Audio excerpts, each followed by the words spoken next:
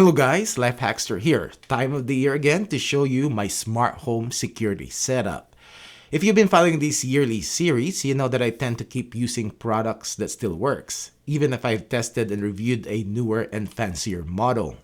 I will try to link my initial reviews of these products that I'm going to show you in the description down below. Let's start in the front side of our house. I'm still using Ring Stick-Up Cam 3rd Gen, and this is plugged in my attic. Works good. It took a while before I dialed in the motion sensitivity and motion zones because it used to get triggered by my neighbor driving up their driveway. But now it is pretty reliable and it doesn't record them. I also have the Ring wall light. Works good, and I just set this to activate at night when it detects motion. Next, we have one of my Reolink cameras, the RLC 811A, which is hooked up to my NVR, which I'll be showing you the setup later on.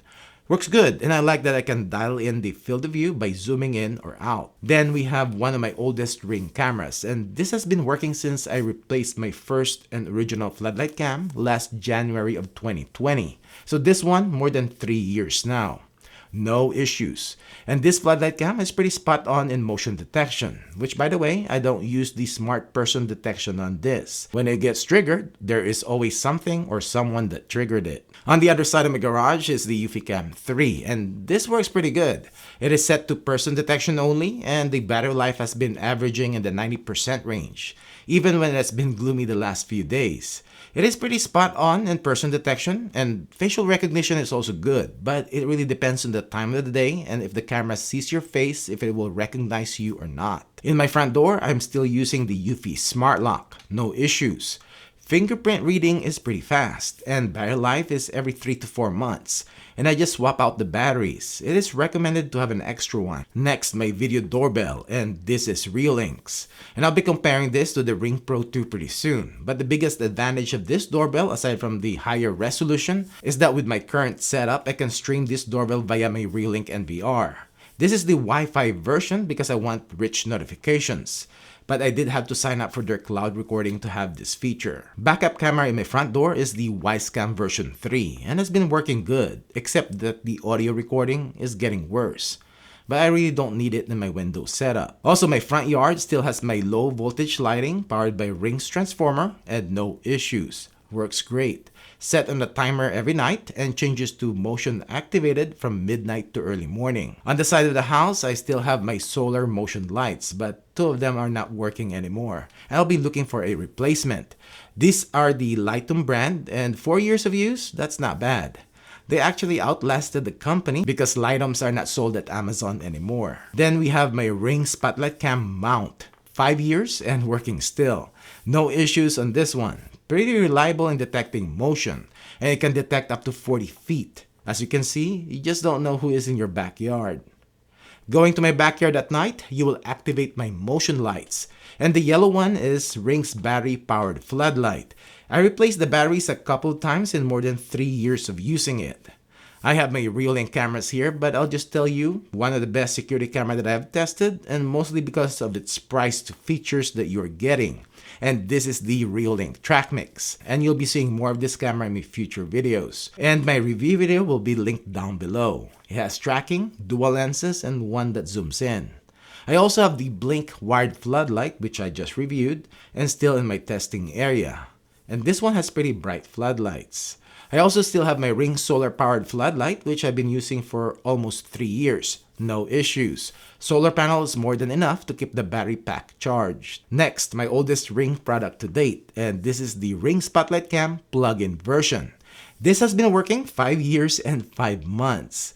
I only removed this one time to make a comparison video, but ever since it has been monitoring my back patio, day in and day out. This is just to say that these Wi-Fi cameras can work for a long time, except Ring lately have implemented kinda an end-of-life policy on their products. They just started this, so at least I have until 2027.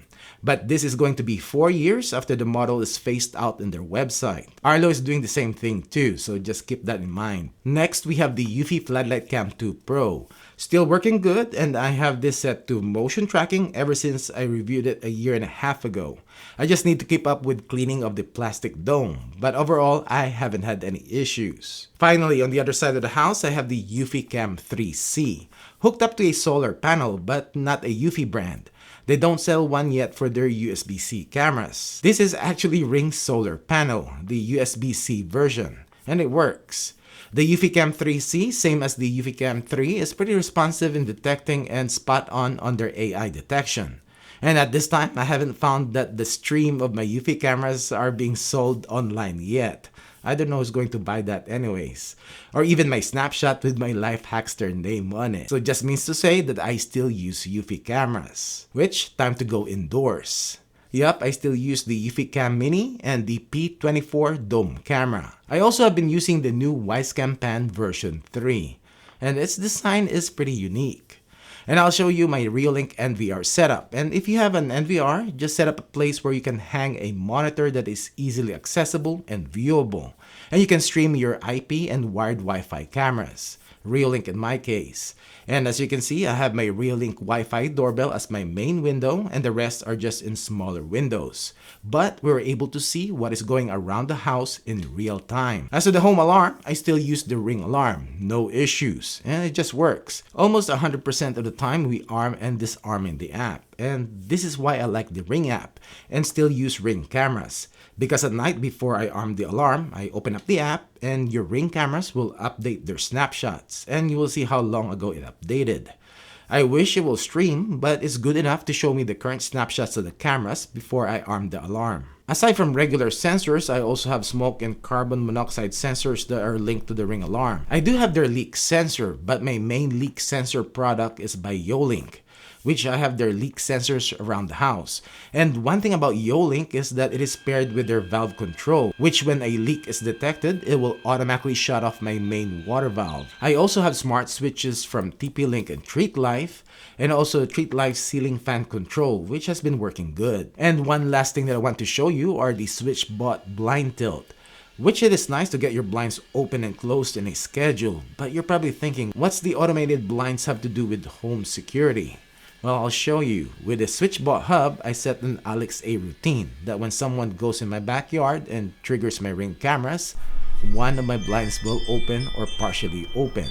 And this will definitely tell them that someone is inside the house, and it is kind of a deterrent. Also, do you know that on the LifeHackster app and with your Ring cameras, if you integrate your Ring account, you're now able to just toggle on in the camera events if you want your Echo Show or Echo devices with screens to announce person detected events and also stream the live view automatically, and you don't have to set up routines anymore. Alright, for all these cameras, especially the Wi-Fi versions to work and for my wired ones to connect to the app on my phone and able to send motion notifications, it needs the internet.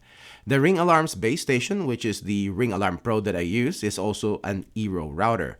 And this is my main router and Wi-Fi. And I do have additional Eero beacons that act as an extender to extend my mesh network. No issues. Also with the Ring Alarm Pro, I have a backup battery pack and backup internet in any event that my power and internet are out. My battery powered devices are still going to work. Well, I think I covered everything. That's it for this video. Thanks for watching.